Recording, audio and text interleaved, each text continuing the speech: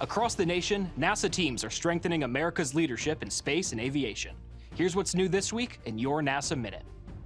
On Friday morning, NASA Administrator Jared Isaacman announced important updates to the Artemis program.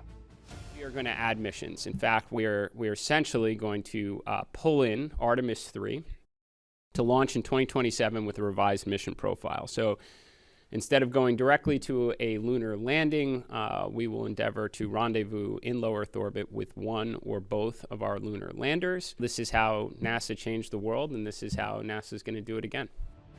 On Wednesday, teams at the Kennedy Space Center rolled the Space Launch System rocket and Orion spacecraft for Artemis 2 back into the vehicle assembly building. Over the weekend, engineers identified an issue with the flow of helium into the rocket's upper stage and returned the vehicle to the VAB to diagnose and resolve it in a controlled environment. While inside, teams will also refresh the flight termination system and replace several batteries in both the rocket and spacecraft before rolling back out to the pad in preparation for a potential launch in April.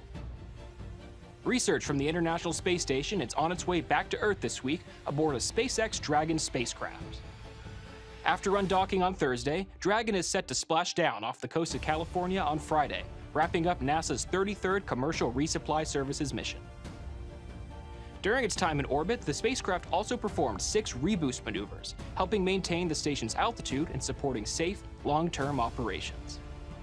Among the research returning to Earth is Bionutrients 3, which explores producing essential nutrients on demand in space, and the Moon Microscope, which successfully tested a portable blood analysis kit designed to support astronaut health on future missions to the Moon and Mars.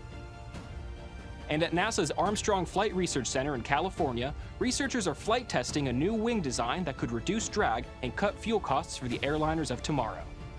The concept maximizes laminar flow, keeping air moving smoothly across the wing surface to improve efficiency. To evaluate the design in real flight conditions, engineers scaled the wing down to about 3 feet and mounted it beneath one of the center's F-15B research jets. The data collected during these flights will be shared with the U.S. aviation industry and research community, helping shape the next generation of safer, more efficient aircraft. Every test, every mission, and every breakthrough strengthens America's position at the forefront of exploration and discovery. Thanks for watching, and we'll see you next week.